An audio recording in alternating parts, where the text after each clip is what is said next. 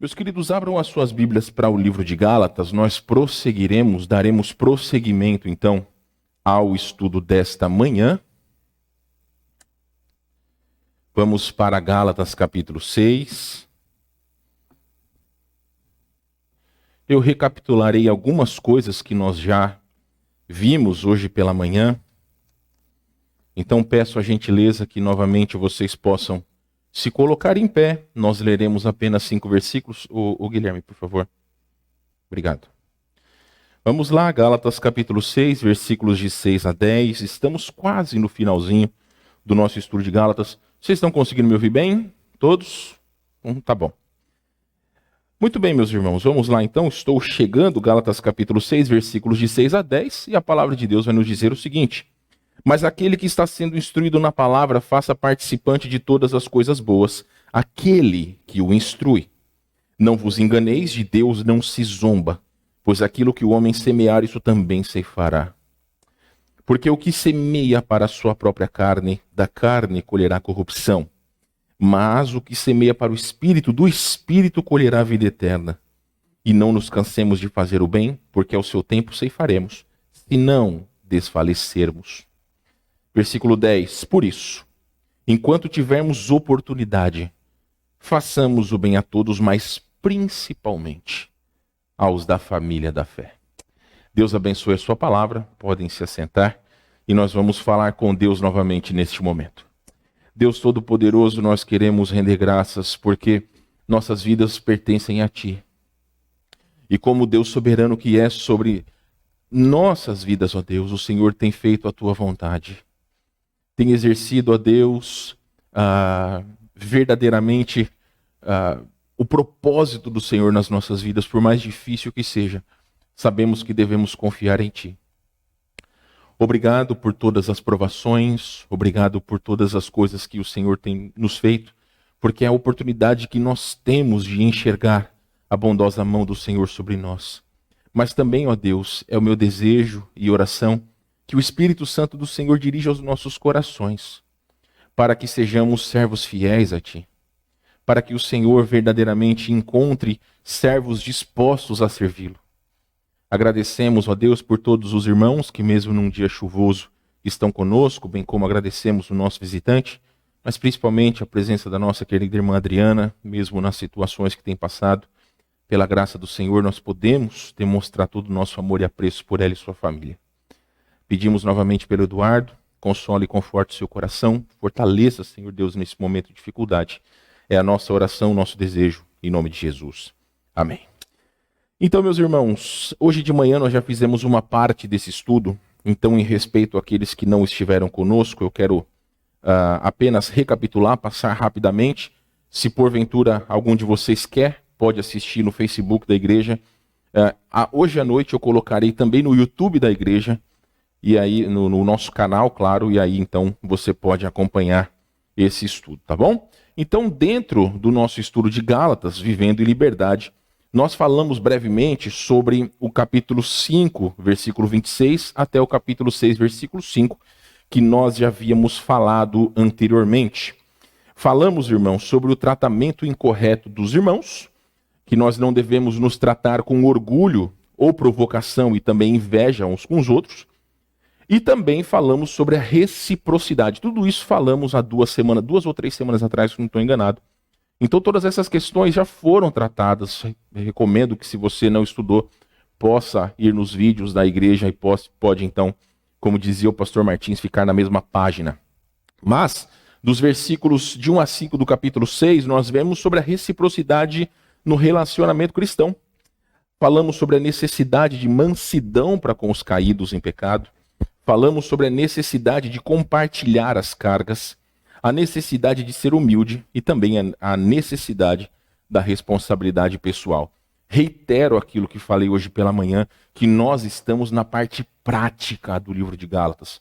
Falamos bastante sobre doutrina, foi muito trabalhado sobre a questão da nossa liberdade em Cristo. Como nós somos salvos em Jesus, não estamos presos a leis, não estamos presos a dogmas humanos.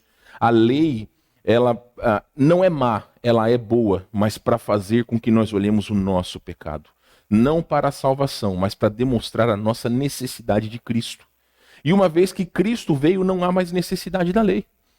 No passado, as igrejas da Galácia, Paulo estava lutando contra falsos mestres judaizantes, judeus, que eram cristãos, mas que criam que para ser salvo era necessário guardar a lei de Moisés. Ainda hoje existem algumas igrejas que seguem por essa mesma linha de raciocínio, mas não é o nosso interesse tratar sobre isso. Mas aqui nós chegamos então na parte prática do livro de Gálatas. Hoje pela manhã falei para vocês, você tem que clicar aí, Guilherme, você tirou aí o meu poder, obrigado. Então nós falamos hoje pela manhã que a mensagem principal dos versículos que nós vimos,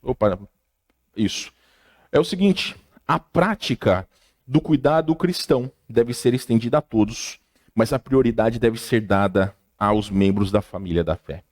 E aí nós falamos primeiramente, irmão, sobre a reciprocidade da igreja para com o seu líder. Falamos que o versículo de número 6 trata sobre aqueles que ensinam a palavra de Deus. Então, no contexto da igreja, nós estamos falando dos seus pastores, daqueles que, como disse o apóstolo Paulo, que se pregam o evangelho, devem viver pelo evangelho. E é uma responsabilidade da igreja, é um privilégio que nós temos. Nós destrinchamos um pouco o versículo, falamos sobre aquele que está sendo instruído na palavra. É aquele que ouve, aquele que está aprendendo. Faça participante de todas as coisas, ou seja, a comunhão que nós devemos ter é sim estender os nossos bens às necessidades alheias. E falamos também que aquele que o instrui venha a ser o professor, mestre ou então o pastor. Eu expliquei para vocês sobre a prática do passado dos judeus no judaísmo. Eles contribuíam com o imposto ao governo e o governo retribuía aqueles que ensinavam com um valor X. Era o governo que providenciava então uma remuneração aos professores.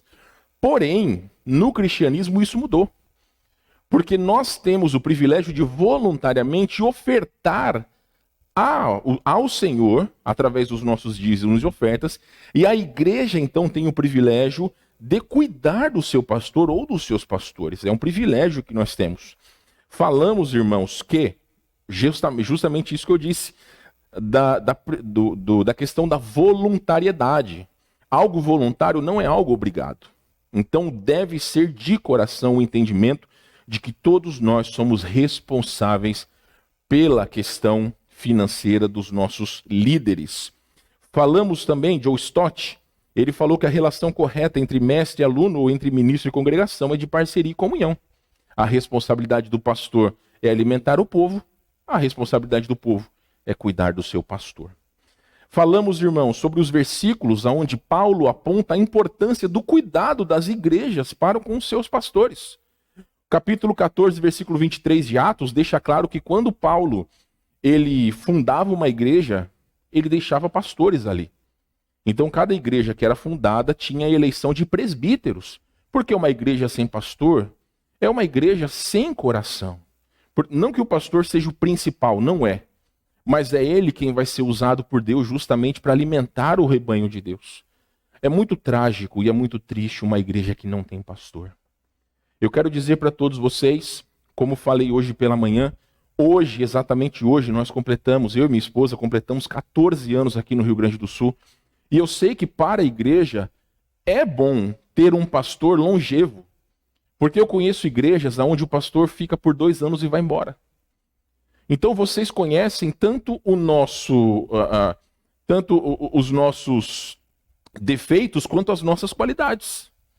Esse tempo já nos faz ter intimidade. Nós vimos muitos dos filhos de vocês nascendo e crescendo. Nós vimos muitas lutas que vocês têm passado, da mesma forma que vocês também têm acompanhado as nossas lutas. Isso faz de nós uma família. E isso criou em nós um laço de intimidade. Então, aprove ao Senhor que depois de 20 anos que o pastor Roger, fundador dessa igreja, estava aqui, ele trouxe um pastor lá de São Paulo para estar aqui, e posteriormente pastor Daniel, que lamentavelmente por questões de saúde não está aqui, mas a igreja tem o privilégio de ter 2 pastores, e tem igrejas que não têm. Então nós somos privilegiados, meus irmãos. Falamos sobre também o John Gill, ele disse sobre a importância de nós entendermos a nossa responsabilidade. Eu não vou ler toda essa parte, porque já falamos hoje pela manhã, você pode posteriormente ler, mas ele fala principalmente sobre a importância do pastor estar livre para cuidar da sua responsabilidade como pastor. E cabe à igreja a sua responsabilidade também com o seu pastor. Posteriormente, nós começamos a falar sobre o princípio da semeadura e da colheita. Nós falamos sobre uma parte desse versículo. E eu expliquei para vocês que não há um consenso entre os estudiosos da Bíblia. Existem duas linhas principais de raciocínio em relação ao texto do capítulo 7 e 8, do versículo 7 e 8, que trata principalmente sobre uma continuação das recomendações anteriores. Então, sobre a questão do trato com os seus líderes, que era importante que as pessoas pudessem contribuir, e também pode ser que fala sobre o envolvimento do crente na obra. Eu, particularmente, sigo mais pela segunda linha de raciocínio, mas a aplicação que nós temos feito é através dessas duas linhas de raciocínio. Falamos, primeiramente, que não podemos zombar de Deus. O imperativo deste texto é pare de zombar de Deus. Quando fala que de Deus ninguém se zomba, então ninguém pode zombar do Senhor. Ele conhece verdadeiramente as atitudes dos nossos corações. Falamos, meus irmãos, sobre a palavra zombar, que significa literalmente torcer o nariz, ridicularizar, ou como disse o Germano Soares, tornar Deus ridículo mediante a defraudação e o não cumprimento da sua vontade. O João Calvino, ele disse algo muito interessante. Ele disse que o desígnio desta observação, desse versículo, é responder às desculpas insinceras às quais as pessoas recorrem. E quanto a isso, eu disse para todos vocês que muitas vezes nós colocamos desculpas diante do nosso Deus, deixando de o servir, achando que nossas desculpas verdadeiramente são corretas. Mas é Deus quem conhece o nosso coração. Todos vocês sabem que às vezes nós não nos esforçamos, ou pelo menos nós nos esforçamos para aquilo que é importante para nós. Aquilo que não tem tanta importância, nós não nos esforçamos ao máximo. Eu posso dizer para todos vocês que quando nós vamos fazer uma viagem, quando nós vamos ter um tempo de lazer, todo mundo fica feliz, todo mundo fica contente. Então, se for para sair de madrugada, se for para sair com chuva, se for para sair com neve, se for para sair com calor, com frio, todo mundo faz. Agora, quando diz respeito às questões da comunhão com os irmãos, muitas vezes está muito frio, está muito calor, tem muita dificuldade. Então, as desculpas que nós temos em nossos corações, elas não se sustentam diante de Deus. Porque se ao mesmo tempo eu tivesse durante a semana no meu trabalho, eu já falei para vocês, existem pessoas, aqui na nossa igreja isso não é comum, deixo claro para vocês. Mas existem pessoas que eu conheço que era interessante, final de semana a pessoa ficava doente. Parece que tinha dia certo para ficar doente.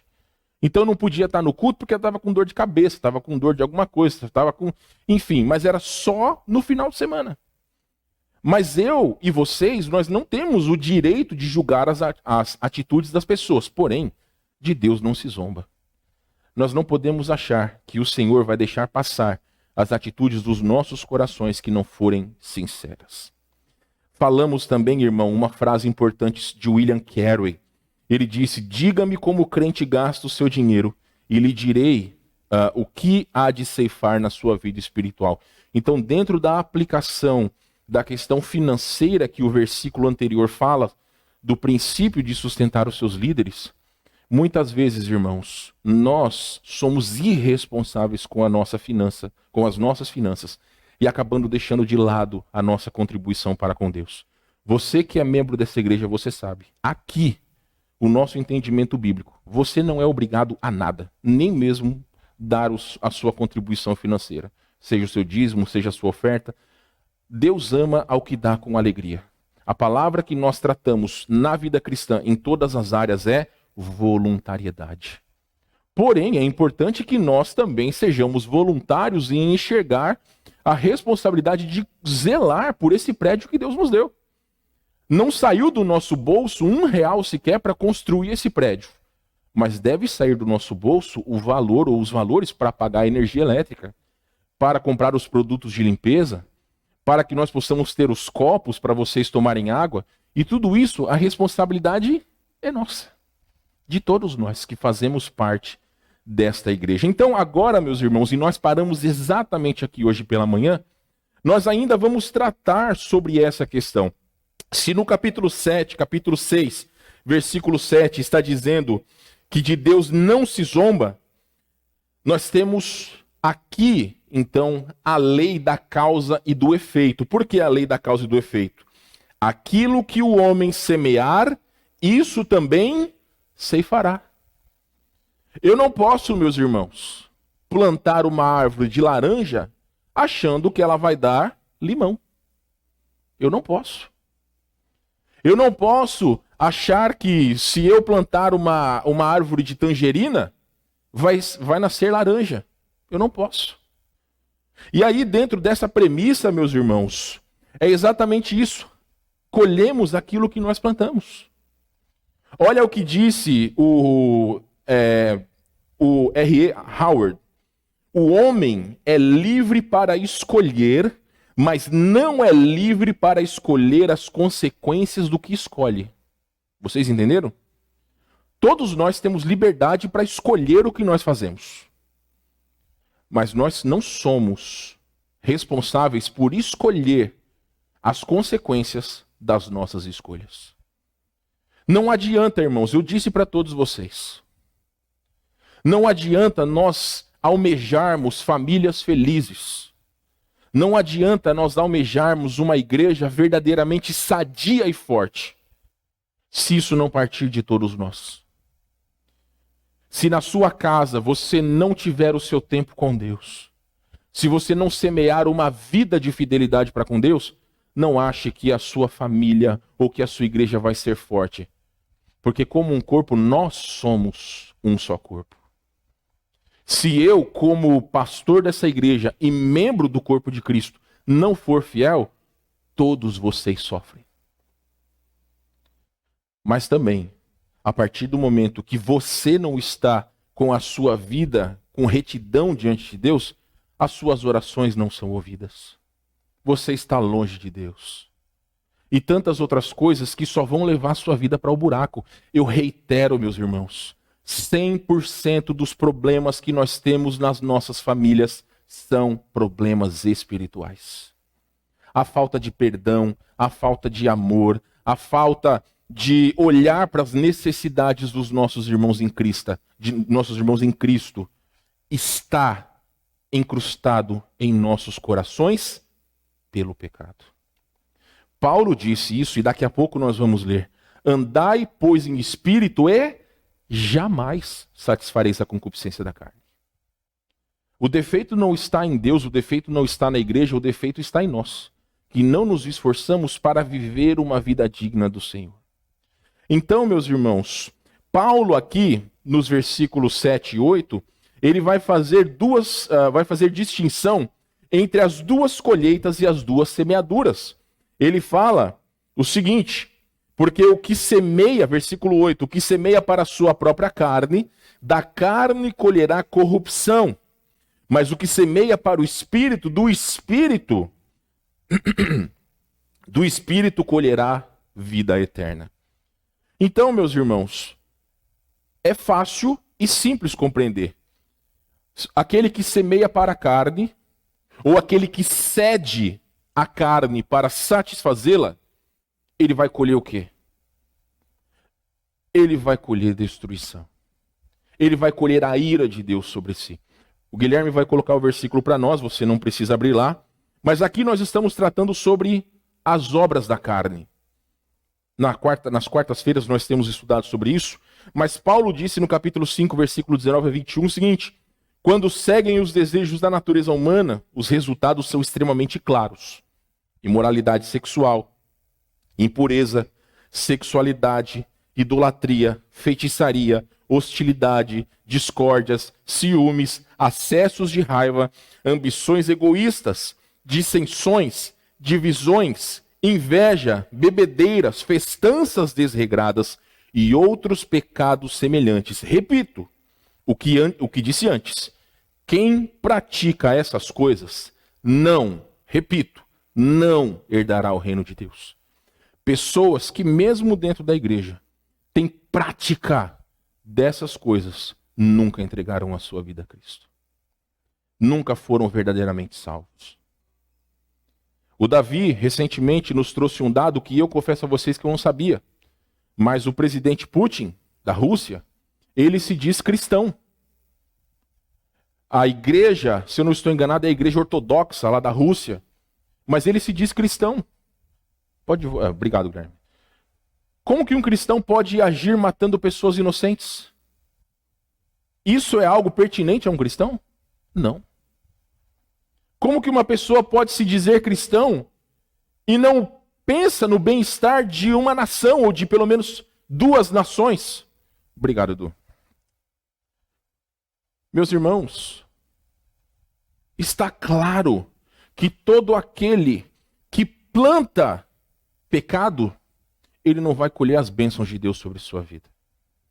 Quando Paulo fala sobre semear, aquele que, aqui no versículo 8, ele vai dizer que o que semeia para a sua própria carne, da carne colherá corrupção, aqui ele está dizendo claramente que a pessoa que vai buscar nas obras da carne aquilo que ela planta, nunca foi salvo.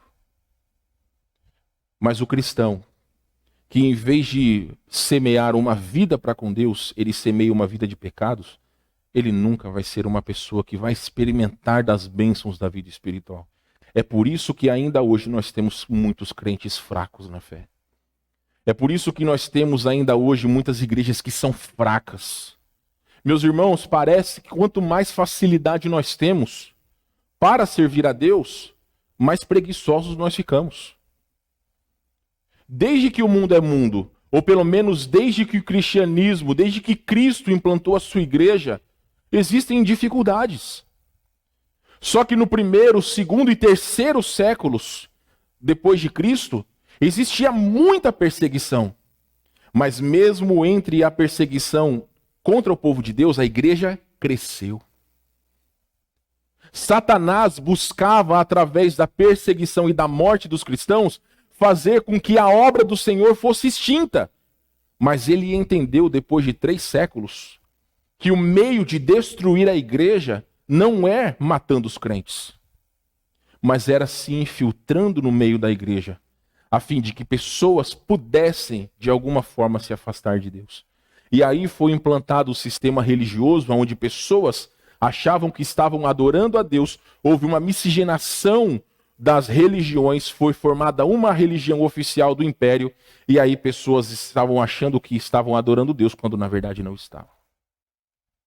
Quando você estuda a história da igreja, você vai ver que os homens fiéis, os verdadeiros homens fiéis, eles foram mártires, porque eles criam que a sua vida deveria ser devota a Deus, e contra todo o sistema que estava, mesmo religioso, estava sobre o mundo.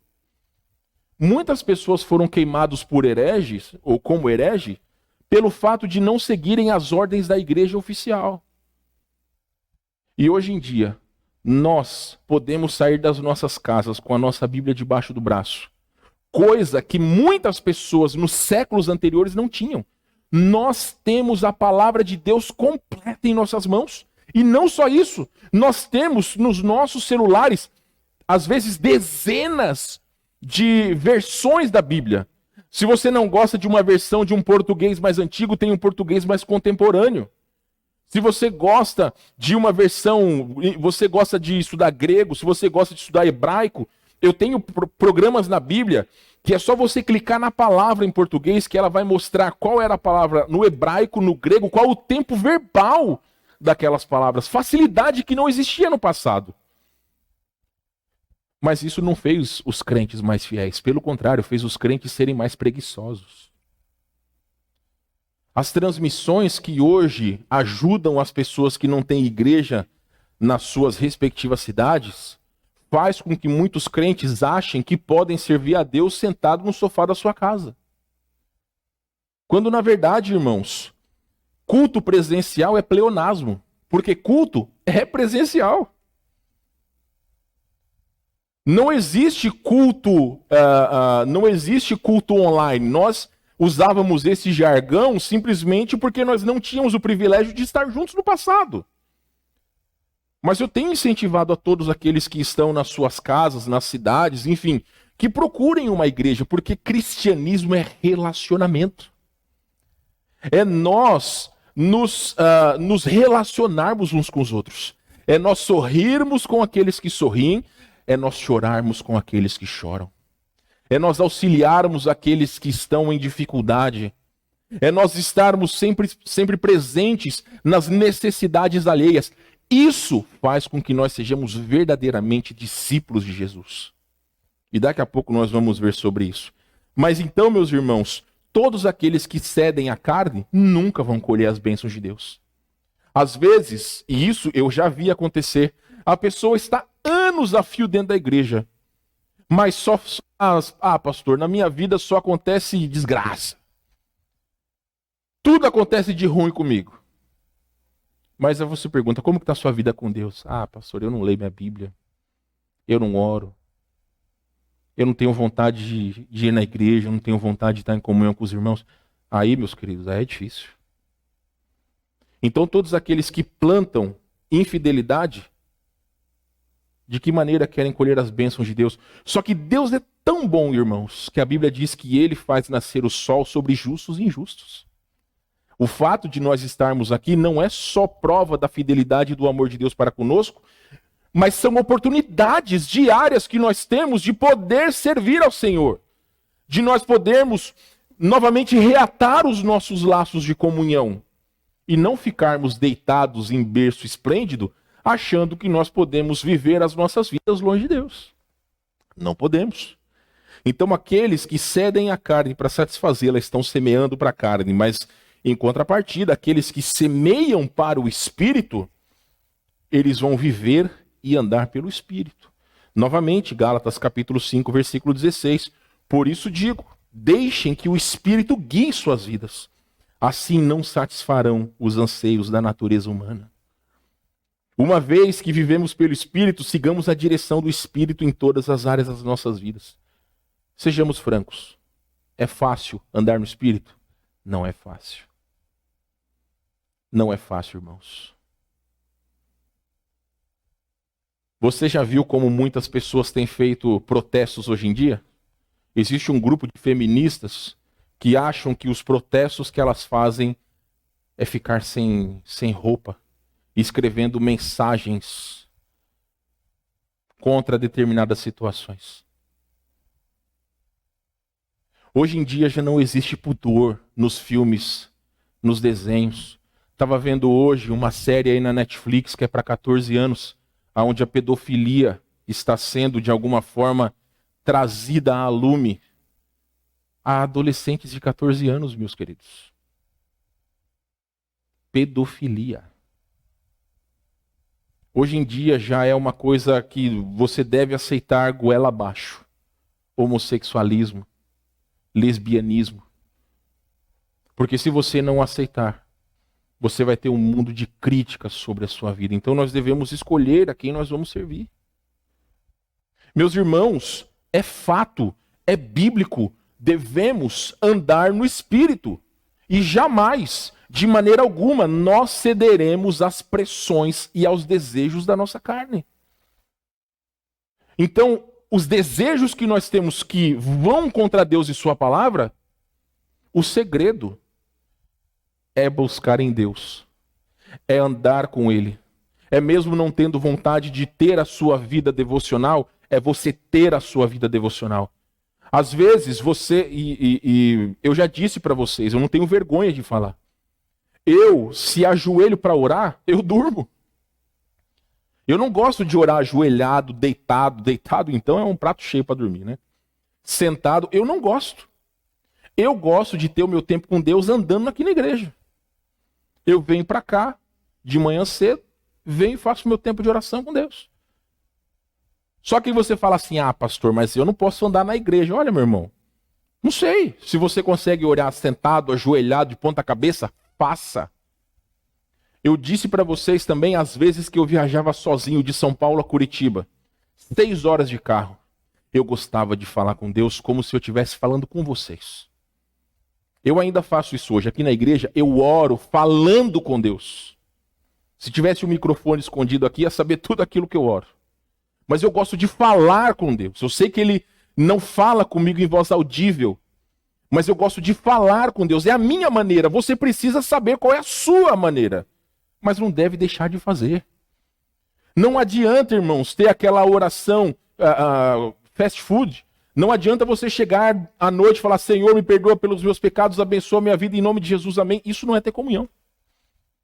Qual de vocês, marido, chegou para tua esposa e falou: eu te amo, quer casar comigo, e no outro dia estava casando? Ninguém. Precisou do quê? Do cotejo. Você precisou amansar a fera, né? Precisou, enfim, não entrar muito nesse detalhe. Mas isso é um processo de intimidade com Deus, é a mesma coisa, irmãos. Eu gosto muito do Salmo 25, versículo 12, que diz que a intimidade do Senhor é para aqueles que o temem. Em outra versão vai dizer que o segredo do Senhor é para aqueles que o temem. É 25, 10 ou 12, agora me fugiu a referência. Mas de toda maneira, meus irmãos, intimidade é uma coisa que demanda tempo. É tão bom. E eu sempre agradeço a Deus: Senhor, obrigado pelo privilégio de chamá-lo de meu pai. Se eu chegasse para vocês aí e falasse: e aí, meu pai, tudo bem? Claro que você ia achar estranho, porque eu não sou seu filho. Sou até mais velho que alguns de vocês. Mas quando o seu filho te chama de pai, existe algo no seu coração que aquela intimidade entre pai e filho, você sabe, você tem prazer de ouvir o seu filho te chamar de pai. É a mesma coisa com o nosso Pai Celestial. Então, irmãos, é a lei da causa e o efeito. Se eu planto infidelidade, eu colho a ira de Deus. Se eu planto fidelidade, eu colho as bênçãos de Deus. E isso nada pode mudar. O John Stott, ele vai dizer o seguinte: santidade é uma colheita. Se iremos colhê-la ou não, dependerá do que e de onde nós semearmos. Qual é o único meio de nós termos contato com Deus? Através da oração e da sua palavra. É claro que existe o mandamento de nós estarmos na igreja, de nós termos comunhão com os nossos irmãos em Cristo. Mas a única maneira de nós termos comunhão com Deus é mediante a sua palavra, mediante a oração que nós podemos fazer com Ele. O Germano Soares, ele vai dizer que a carne não pode produzir resultados espirituais e o espírito sempre produzirá resultados em harmonia com a sua própria natureza. Reitero, meus irmãos, se todos vocês almejam uma vida de felicidade e paz com a sua família, com os seus pares, deve se submeter a Deus, deve se submeter ao Espírito Santo. Eu tenho certeza que todos os grandes homens de Deus, e você pode ver na palavra de Deus, não viveram vidas fáceis. José, Moisés, Davi, os próprios apóstolos do Senhor, quantos deles não tiveram dificuldades na sua vida? O sofrimento é algo inerente à vida do cristão. Existem igrejas aí que vai dizer para você que sofrimento é encosto. Não, sofrimento é a forma mais eficaz que Deus usa nas nossas vidas para falar aos nossos corações, para nos disciplinar, para nos trazer a comunhão com Ele. Se o sofrimento não tem nos ajudado, ele vai persistir. Nós vamos continuar apanhando até nós enxergarmos os propósitos de Deus nas nossas vidas. Porém, é muito importante entender que às vezes o sofrimento é a vontade de Deus para nós até o final das nossas vidas. E o que nós faremos em relação a isso? Louvado seja o nome do Senhor. Louvado seja o nome do Senhor, porque Ele é o dono das nossas vidas. O nosso servir pertence a Ele. Então, se Ele quiser que até o final de nossas vidas nós soframos, louvado seja o nome do Senhor. Porque Ele sabe o que é melhor para nós. E finalmente, meus irmãos, nós chegamos no versículo 9 e 10, onde Paulo vai nos instruir sobre a prática do bem.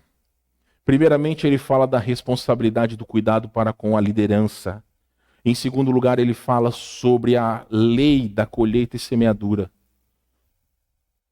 E finalmente, ele vai falar sobre a prática do bem. Na verdade, é semeadura e colheita. Versículo 9, ele vai dizer o seguinte: e não nos cansemos de fazer o bem, porque ao seu tempo ceifaremos, se não desfalecermos. Por isso, enquanto tivermos oportunidade, façamos o bem a todos, mas principalmente, reforço, principalmente aos da família da fé. Meus irmãos, primeiramente, nós vamos ver sobre os cuidados e certezas, do versículo 9. Por que cuidados e certezas? Ele vai falar no versículo 9, não nos cansemos de fazer o bem, porque ao seu tempo ceifaremos.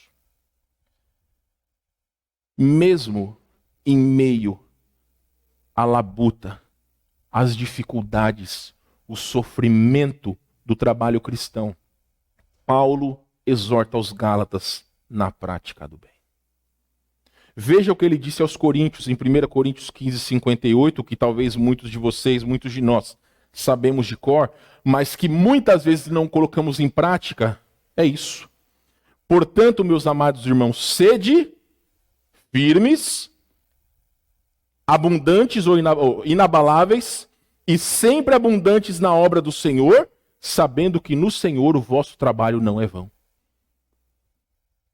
Entenderam, meus irmãos? Quando nós vemos a palavra sede, está também no tempo imperativo. Devemos ser sempre firmes, inabaláveis e sempre abundantes na obra do Senhor. Eu quero destacar para vocês sobre a vida de William Carey. Eu falei sobre ele um pouco, tem alguns comentários dele que coloquei aqui para vocês verem. Mas se você não conhece a vida de William Carey, ele foi um pastor batista inglês que Deus chamou para ser pregador do evangelho na Índia. Ele vivia numa época onde o hipercalvinismo era muito forte na Inglaterra. O que é o hipercalvinismo? Hipercalvinista é aquela pessoa que diz assim, você não precisa evangelizar porque Deus já salvou as pessoas, então se a pessoa é salva, ela vai chegar a Deus. Nós não cremos nisso, já deixo claro para vocês. Mas o William Carey, ele ouvia dos outros pastores batistas exatamente isso. Mas no coração dele ardia o desejo dele sair da Inglaterra e ir até a Índia para pregar o evangelho. Deus deu essa convicção a ele. Ele lutou contra muitas coisas. Ele lutou primeiramente contra a liderança, que achava que ele não deveria ir. E também ele lutou com a sua esposa, que não queria ir com ele. Mas ele perseverou na sua visão. Ele perseverou no seu desejo de servir ao Senhor. E ele foi à Índia. E a sua esposa, mesmo contrariada, foi. Meus irmãos, por 8 anos que ele estava lá, não teve um só convertido. Por 8 anos, William Carey esteve na Índia, procurou traduzir a palavra de Deus para o Bengali. Ele foi para o interior da Índia para pregar o evangelho. E em 8 anos, ninguém se converteu. Aí você pode dizer assim, mas esse homem é um fracasso. Talvez muitos de nós não ficaríamos 8 dias num lugar pregando o evangelho e pessoas não se convertendo. Ele ficou por 8 anos. Os historiadores dizem que ele tinha fundado uma igreja que tinham alguns cristãos, mas que eram cristãos britânicos. Visitantes tinham aos montes, mas nenhuma pessoa tinha feito uma decisão a Cristo. Passados 8 anos, pessoas começaram a se converter. Depois de alguns anos, William Carey, ele teve, se eu não estou enganado, depois de pelo menos 15 anos, já tinham pelo menos 600 pessoas que já tinham se convertido. Ele não tinha só fundado uma igreja, mas ele tinha formado uma escola cristã, um instituto bíblico para poder ensinar a palavra de Deus. Ele perseverou na sua visão. Só que nesse meio tempo, a esposa de William Carey, ela enlouqueceu. Ela já estava contrariada quando estava na Índia. E quando um dos filhos deles morreram, ela realmente teve problemas neurológicos. E aprove ao Senhor levá-la para o lar celestial. Ela morreu. Nesse ínterim, ele perseverou na visão que Deus tinha colocado no seu coração. Ele continuou pregando o evangelho. E até hoje, William Carey é conhecido como o pai das missões modernas. Porque ele não se ateve àquilo que as pessoas disseram. Ele se apegou na visão que Deus tinha colocado no seu coração. É exatamente isso que Paulo está dizendo aqui. O nosso trabalho no Senhor não é vão. Um simples folheto que talvez você não dá valor para uma pessoa sem Cristo pode ser a porta para a eternidade quando eles lerem a palavra de Deus que lá está escrita. Sobre vocês, sobre mim, repousa a responsabilidade de anunciar o Evangelho. Às vezes aquelas pessoas, até mesmo pessoas em situação de rua, eles também precisam de Cristo. São pessoas que precisam do nosso cuidado. Então aqui Paulo está dizendo, não nos cansemos de fazer o bem, porque ao seu tempo ceifaremos, se não desfalecermos. Se não, ou pelo menos não nos cansemos, se não desanimarmos.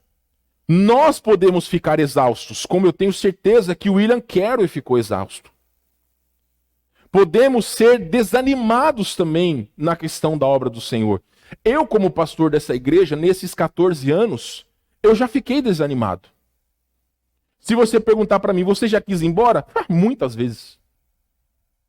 Mas eu não posso lutar contra a vontade de Deus. Eu não posso colocar os meus anseios diante daquilo que Deus me chamou. Quando Deus me chamou para o Rio Grande do Sul, foi uma luta muito grande que eu tinha. Mas hoje eu não consigo viver longe desse lugar.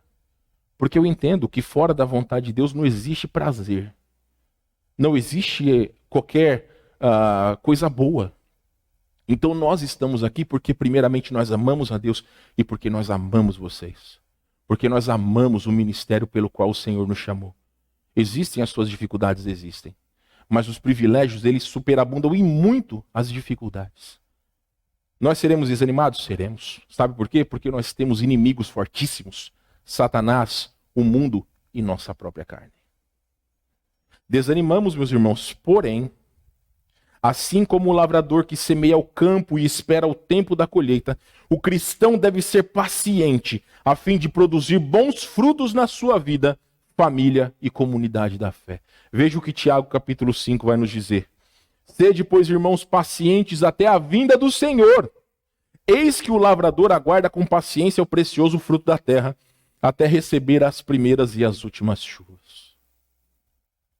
O pastor Daniel tem contado para vocês, já contou para vocês, sobre uma planta que ele e a irmã Luciana tinham, que é uma planta que só abre na época de Natal.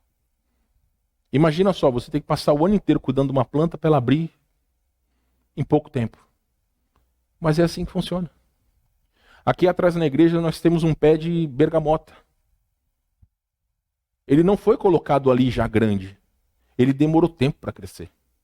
Se você lá na tua casa tiver um pé de acerola, compartilha comigo porque eu amo acerola. Mas para você ter acerola, você precisa plantar e esperar que ela cresça. E isso, irmãos, é um processo. Um agricultor que trabalha, que a sua vida é com a agricultura, ele sabe qual o tempo certo de plantar, qual o tempo certo de adubar, qual o tempo certo de você poder regar e o tempo certo de poder colher. Tudo isso é um processo.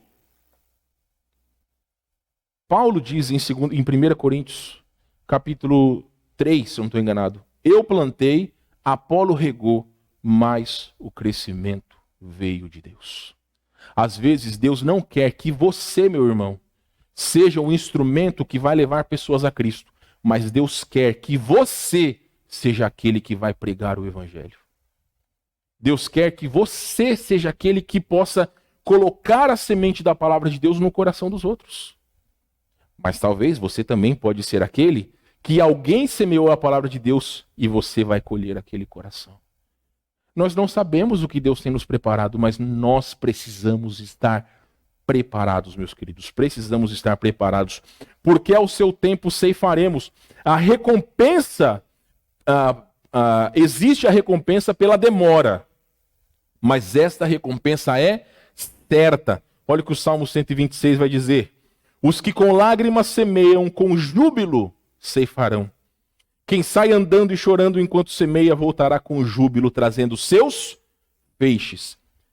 Vocês acham que no dia 7 de setembro de 1988, que foi o dia que essa igreja foi fundada, há 34 anos atrás, vocês acham que o pastor Roger já teve 40 pessoas no culto, no primeiro culto? Não teve. Meus irmãos, nesses 14 anos já entraram tantas pessoas nessa igreja, entraram e saíram. E alguns deles, como vocês, aqui permanecem. Mas e aí, a gente vai desanimar? Ah, eu queria uma igreja que fosse grande. Eu queria uma igreja de 1000 pessoas. Ah, seria ótimo. Mas isso também depende de vocês, depende de cada um de nós. E isso também é um processo, meus irmãos. Nós precisamos entender a nossa responsabilidade. Novamente, William Carey, ele disse o seguinte: a espiritualidade não é obra de um dia, é a seara de uma vida. Andar no Espírito, irmãos, não é você um dia ler a Bíblia e já achar que você vai sair falando com salmos e hinos e cânticos espirituais. Não é. É um processo. Amar a Deus, irmãos, é um processo. É uma escolha diária que nós fazemos nas nossas vidas. Diariamente, vocês sabem, nós somos bombardeados com desejos carnais, com desejos pecaminosos, diariamente. É só você ligar a sua televisão que a luta já vai começar. É só você achar uma série da Netflix, é só você achar uma série do streaming, você já vai começar a luta. Mas a escolha está em nós. A quem nós vamos seguir. Então, meus amados irmãos, dentro dessa premissa, os cuidados e certezas que nós devemos ter. Teremos desânimos? Teremos. Mas existe uma recompensa. E ela virá. Não é dito na palavra de Deus qual recompensa é. Mas se vem de Deus, o que vier é lucro. E finalmente, meus irmãos, a bênção de servir o próximo. É uma bênção servir o próximo. Eu sei que algumas pessoas, às vezes, eu gosto sempre de providenciar carona, vocês sabem disso. Às vezes as pessoas ficam constrangidas, não querem atrapalhar o outro. Mas todos precisam entender, irmão, é um privilégio servir aos irmãos. É um privilégio. Às vezes o fato de poder andar de carro por 5 minutos, nos dá 5 minutos para nós termos comunhão. Às vezes nós não temos 5 minutos para conversar na igreja, vocês sabem. Eu tenho convidado alguns de vocês para almoçarem comigo, para virem na minha casa. Porque aqui na igreja, muitas vezes nós não temos o tempo de poder conversar. Como pastor, a gente tem que conversar um pouco com cada um. Mas quando nós estamos aqui, a conversa se estende mais. É um tempo de comunhão melhor que nós temos. Homens, no sábado da semana que vem, nós vamos ter um tempo onde nós poderemos conversar um pouco mais. Onde nós poderemos nos alimentar espiritualmente e fisicamente. Eu não sei o que a gente vai fazer. Já tem algumas ideias aí, mas é um tempo de comunhão que nós temos. Então, meus amados irmãos, é uma bênção. Paulo vai dizer o seguinte, que nós devemos servir enquanto tivermos oportunidades. Literalmente, essa palavra oportunidade, enquanto durar a vida. Enquanto nós estivermos nesse mundo, temos a responsabilidade de servir ao próximo. Aos irmãos da fé, a todos, principalmente os irmãos da fé. O John MacArthur, ele vai dizer o seguinte, que toda a vida do crente fornece o privilégio único para ele servir os outros em nome de Jesus. Que privilégio que nós temos.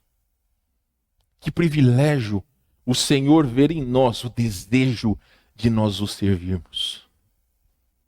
De nós usarmos um pouco do nosso dia, um pouco dos nossos bens, em prol dos nossos irmãos em Cristo. O John Stott, ele disse o seguinte, persistir na prática do bem é uma característica do verdadeiro cristão. É uma característica tão indispensável que será tida como evidência da fé salvífica no dia do juízo. Por quê? Porque Jesus, ele vai ser conhecido através do nosso amor uns pelos outros.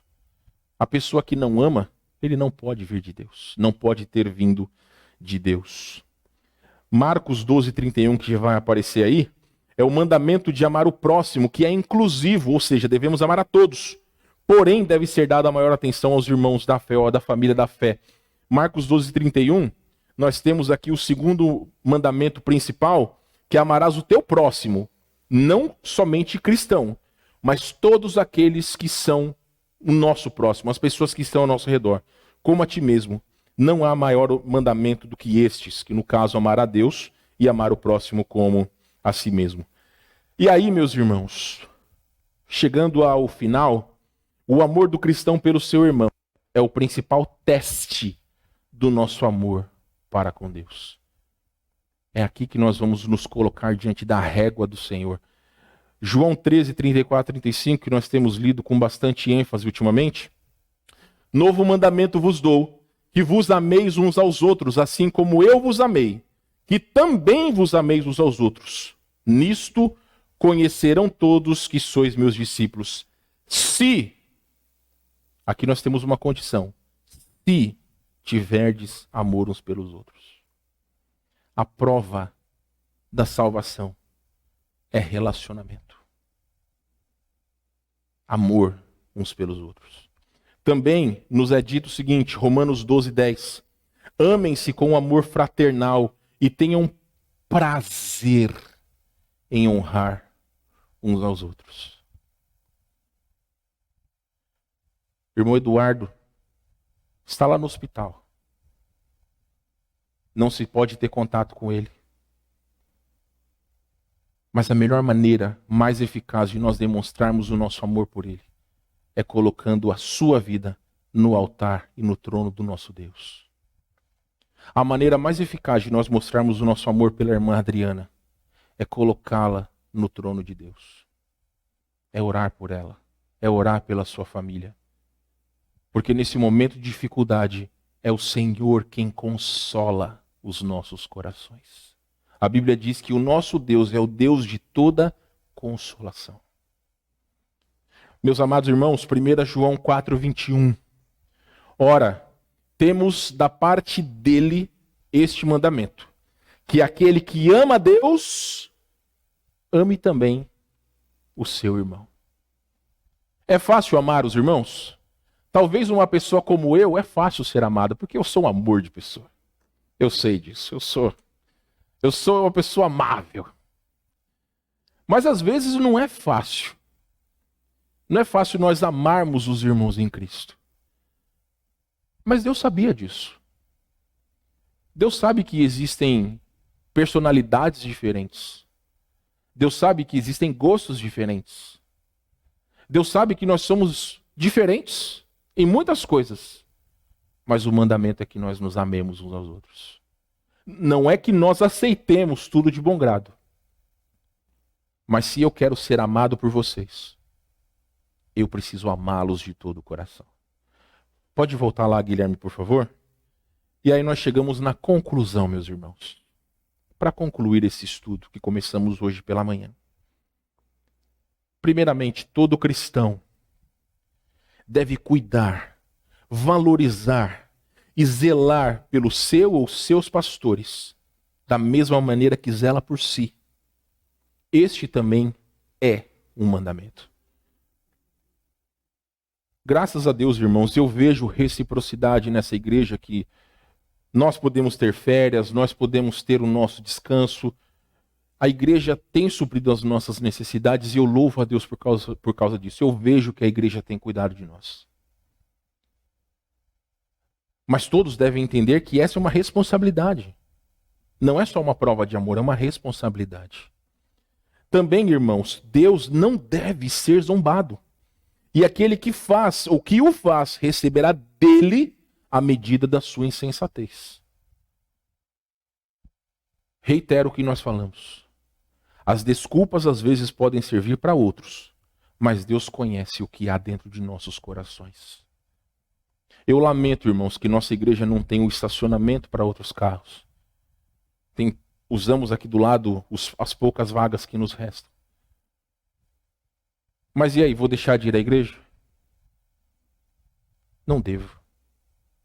Ah, o dia está chuvoso, o dia está sol, o dia... Faz parte, meus irmãos. Tudo isso faz parte. Mas à medida do desejo que nós temos de servir a Deus, o máximo que nós pudermos fazer para o servir, nós seremos recompensados. Mas não devemos fazer as coisas pelas recompensas, mas por amor a Deus. Por amor ao nosso Deus. Aqueles que escarnecem de Deus, isso foi o Matthew Henry que disse, aqueles que escarnecem de Deus apenas se iludem a si próprios. A hipocrisia na religião é a maior loucura, bem como a perversidade, já que o nosso Deus pode facilmente detectar nossas dissimulações e certamente tratará conosco no futuro. Não de acordo com as nossas palavras, mas de acordo com a nossa prática. Todos vocês, todos nós que decidimos firmar um compromisso de fidelidade diante de Deus, cumpra como se a sua vida dependesse disso. E depende. Se você firmou um compromisso de fidelidade para com Deus, cumpra como se a sua vida dependesse disso, e verdadeiramente depende. Porque, meus irmãos, Paulo vai dizer que a paz que excede o nosso entendimento vai guardar a nossa mente e o nosso coração em Cristo Jesus. É uma paz que o dinheiro não compra. É uma paz que vem de Deus. Pode o mundo estar desabando em nosso redor, mas aquele que confia em Deus está firmado na rocha, na fortaleza que é o nosso Senhor. Então, meus amados irmãos, o segredo é servir ao Senhor, é buscar a sua face. O crente prestará contas a Deus daquilo que semeou neste mundo. 2 Coríntios 5,10 vai dizer isso. Pois todos nós teremos de comparecer diante do tribunal de Cristo para que cada um receba o que merecer pelo bem ou pelo mal que tiver feito neste corpo terreno. Você, cristão, saiba que um dia nós prestaremos conta daquilo que temos feito nesse mundo. Os pecados já foram pagos e julgados, mas as obras um dia serão julgadas. As oportunidades que nós temos de servir e nós relaxamos, prestaremos conta diante de Deus. Também, meus irmãos, obrigado. Precisamos cuidar para que não nos cansemos nem desanimemos no percurso da vida cristã, visto que haverá uma recompensa a todo aquele que sinceramente se esforçar em fazer o bem. Não há, irmãos, uma motivação maior do que saber que Deus é honrado através daquilo que nós fazemos pelos nossos irmãos em Cristo. Às vezes sair um pouco do nosso trajeto, gastar um pouco de gasolina a mais. Você pode não achar, mas Deus está sendo honrado por causa disso. Não é suficiente que sejamos bons, mas também precisamos fazer o bem aos outros, se queremos estar à altura da fé cristã. Isso quem disse foi o Matthew Henry. E finalmente, o dever do cristão é fazer o bem a todos. Mas o seu foco principal deve ser o bem-estar da sua família na fé. Pergunta: quem é a nossa família na fé? Olhe para o seu lado, para frente, para trás, para o lado. São os seus irmãos em Cristo. Nenhum de nós podemos sair daqui essa noite sem nos preocupar se todos estão bem. Se nós sabemos que tem pessoas que estão carentes da nossa atenção, nós precisamos fazê-lo. Eu espero, meus irmãos, que todos nós possamos demonstrar a importância que o Eduardo e a Adriana têm para nós. Eu espero que todos nós possamos demonstrar ao Eric como nós estamos felizes pela sua presença hoje à noite. Eu não preciso abraçar o Eric. Eu não preciso abraçar a irmã Adriana. Mas eles podem ver a veracidade das minhas palavras quando me dirigir a eles. Da mesma forma que me dirijo a todos vocês. E me sinto muito feliz pelo fato de vê-los essa noite. Eu disse para o Davi hoje esteve pregando lá em Gravataí, falei, irmão, graças a Deus que mesmo num dia chuvoso, os irmãos estiveram na igreja. E eu tenho plena certeza que todos aqueles que estiveram aqui e que estão aqui, estão sendo abençoados pela palavra de Deus, pelos hinos que nós entoamos a Deus. E daqui a pouco, pela comunhão que nós teremos uns com os outros. Então, meus amados irmãos, que privilégio nós temos de ser livres em Cristo, de servir ao nosso Deus, de servir uns aos outros.